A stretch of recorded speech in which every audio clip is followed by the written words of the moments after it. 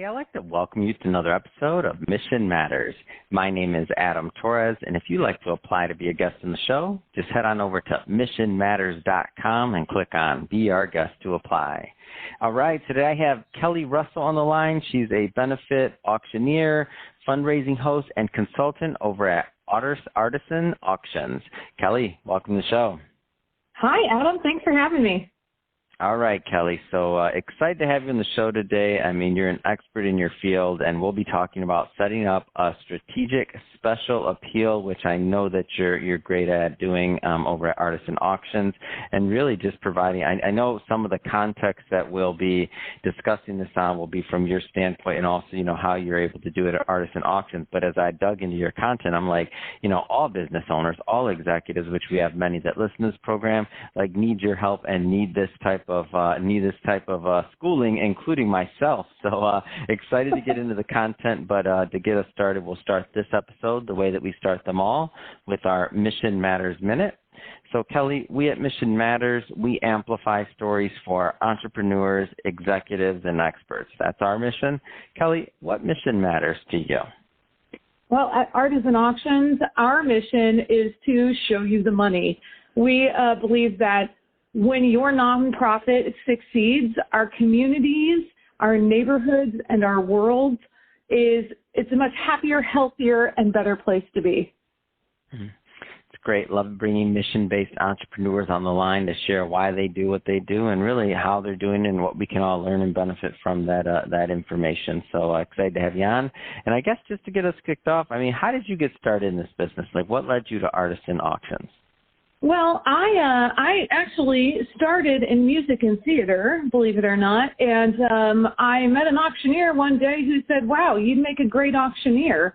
And I said, "Tell me more."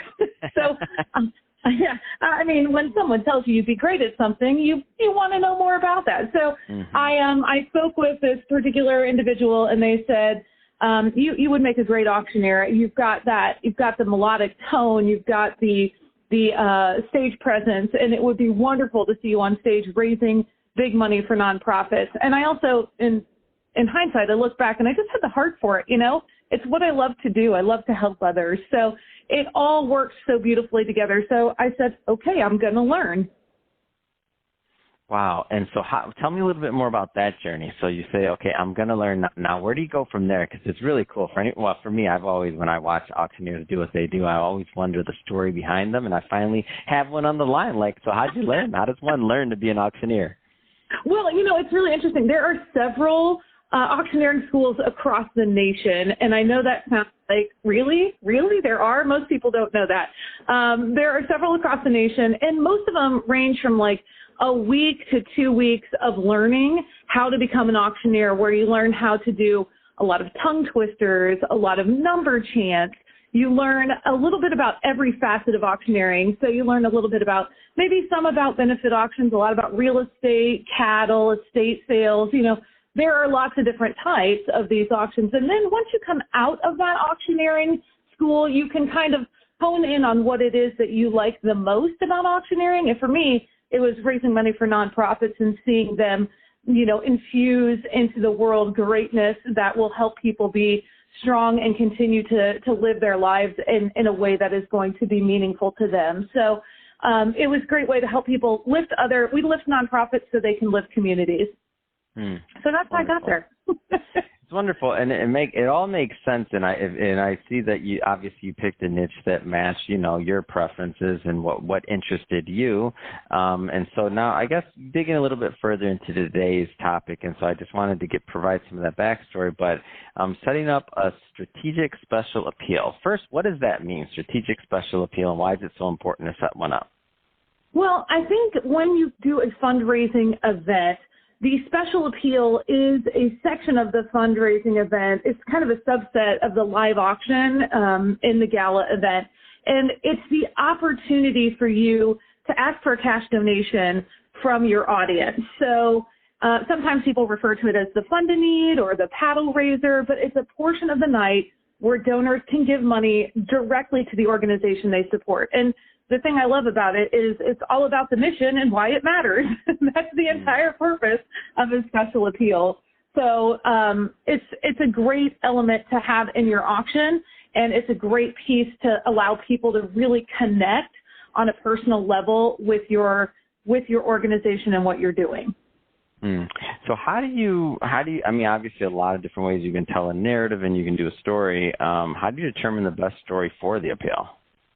Yeah, there are three parts to an appeal. You have a story, you have what we call the ask, and then you have what I like to call the benefit auction jackpot. So, first of all, the story is most often the story of a participant that shows how the organization has changed their life for the better. So we like using the story of one person because it creates more impact in that appeal moment.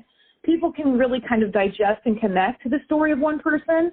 So we want to share their journey, where they started, how the organization came in and changed their life, and where they are now, after that journey, after that finding that organization, how their life has improved. And for many organizations that we work with, we do this in the form of a video to really showcase that story. I think that the very best stories that you can tell are ones that have resolve to them. So meaning if you're talking about a person who had this great, everything in life was going swimmingly, it was a perfect life, everything was great, and then tragically something happened in their life where they needed to reach out to an organization to receive that help.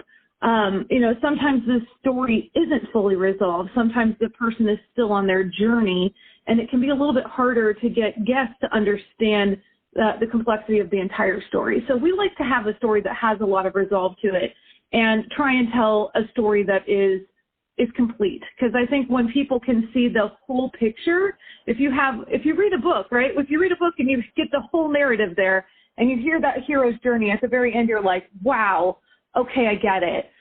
If you're stopped somewhere in the middle, it doesn't quite have the emphasis that you want it to have. So it's really important to have that. So the best stories are resolved. We try and avoid the ones that are just starting because it doesn't tell us enough.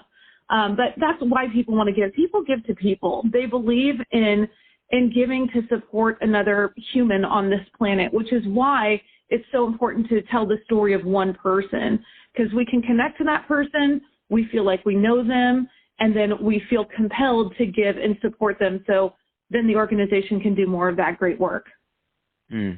When it comes to maybe maximizing revenue for an event, an auction, and for these nonprofits in the middle of their race, specifically, pertaining to the auctioneering side of things and auction side of things, what have you seen that turned out really well? Like, are there any examples or like things that you see in your career, like, wow, this is the way to do it. This is how you maximize revenue in this?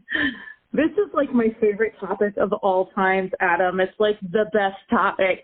So my favorite part of any event is the strategy that goes into your appeal, because every event is different. First, I should say that there are lots of different events and they scale. Some people are bringing in millions of dollars in their events. Others are bringing in, maybe $100,000, but that is such the need that it needs to be filled for this organization. So that said, I hope that everyone has folks that they can reach out to and start securing what we call pre-committed donations. These are gifts from folks who know and love your organization and that you can call and they will absolutely say, yes, you can count on me on event night. Oftentimes, folks will pledge the gift, or these are gifts that are just given in advance of the event. And the best place to find this kind of support is by looking back on previous years of giving and reaching out to some of your donors, maybe some that have been high dollar donors in the past, but you have data from previous years at your fingertips. So I always recommend that folks call them and say, can we count on you for a gift of $10,000 again this year? If they say yes, wonderful, right? That's exciting, and you'll have a great gift. Another element. Yeah. Oh, sorry. Go ahead. No. Continue. I'm just thinking. Go ahead. Another element that I like to use is what's called matching donations. And so maybe we get one of those pre-committed gifts that is a higher dollar amount, and we can use it to match gifts in our appeal. So it's the opportunity to tell our donors, hey, do you want to double your impact? And of course they do. So we have an amazing donor who's going to match the first 25 gifts given at the $1,000 level, for instance. So you have a gift of $25,000 from this donor that you can leverage, and everyone that gives $1,000 is like giving $2,000, which is great. And the whole goal with the strategy behind the appeal is to start high and work our way down through the levels. So we like to start with 3 strong pre-commits at our top levels, and then work our way down using the matching donations along the way. And again, the strategy is completely different for each event, but they can all use pre-committed donations, and they can all use matching donations. But the big thing that we have to do after all is said and done in the room and the collection of all these wonderful gifts is we have to thank our incredible donors with enormous rounds of applause before we continue on with any other auction or programming that we're considering. Gratitude is one of the musts that has to happen at your event.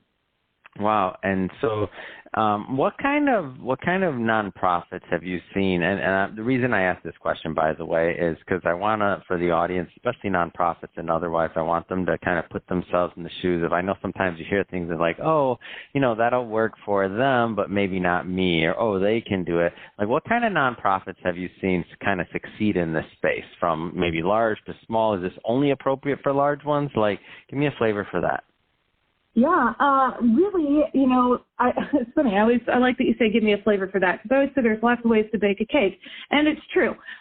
Each event is going to be unique and different. We've worked with events that have had 62 attendees, and they've raised $125,000. We've also worked with events that have had 900 to 1,000 attendees that raised $2 to $3 million for their event. So it's really, these strategies in particular with the pre-committed donations and the matching dollars can be used in any size event. This is one of the best strategies you can use in any size event as well. So we aren't saying that we'll only work with groups that are X size. We like to work with everyone and help them realize their goals. So I think that these strategies in particular with pre-committed donations, it's something that's very common you'll see in fundraising, is going out and pre-soliciting those, because not everyone knows that you can do that. And something that I think is great for businesses is that businesses can give gifts to an organization, whether you want to give it as a gift and it's an opportunity to kind of market your organization within this room of 200, 300, 400, and sometimes 1,000 people.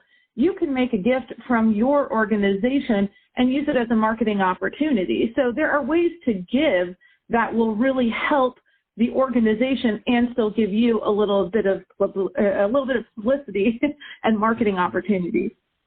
Oh, that's great. I mean, it's a great story and one that I'm glad to bring to my audience. I know I have a whole lot more that I'm educated on auctioning, how it can work, and also how it can be done for good. I feel like sometimes in the media, the things that are covered, right, are like this, XYZ painting is sold for a record amount, or XYZ, whatever it is.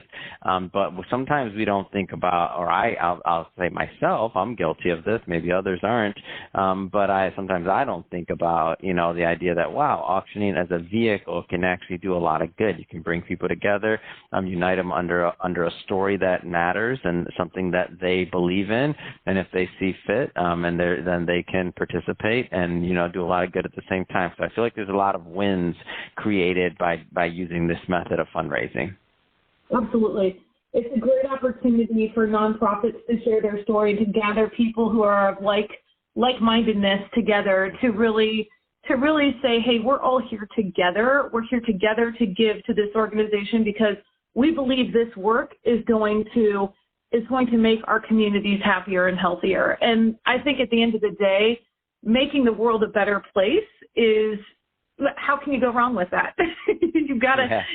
Everyone wants to make the world a better place. It's what we all want to do. And sometimes, I'm lucky that I get to help nonprofits go out into the world and have a larger reach into the work that they're doing. So I feel very grateful for that.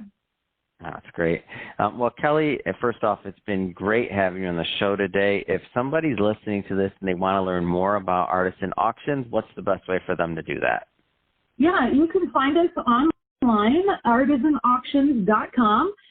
Fill out a contact us form on there, and we will be happy to reach back out. We're also all over social media. You can find us on LinkedIn, You can find us on Facebook, and you can find us on Instagram. So we'd love to connect with you, so please reach out anytime. Wonderful. And we'll put all that information in the show notes so that the audience can just click on the links and head right on over. And speaking of the audience, if this is your first time with Mission Matters or engaging in an episode or listening to the platform, we're all about bringing on mission-based entrepreneurs, executives, and experts and having them share, their backgrounds, their business, how they're making a difference in the world. If that's the type of information and content that sounds interesting or engaging to you, hit that subscribe button because we have many more mission-based individuals just like Kelly coming up on the line, and we don't want you to miss a thing. And Kelly, really, thanks again for coming on the show. It's been a pleasure. My pleasure, Adam. Thank you.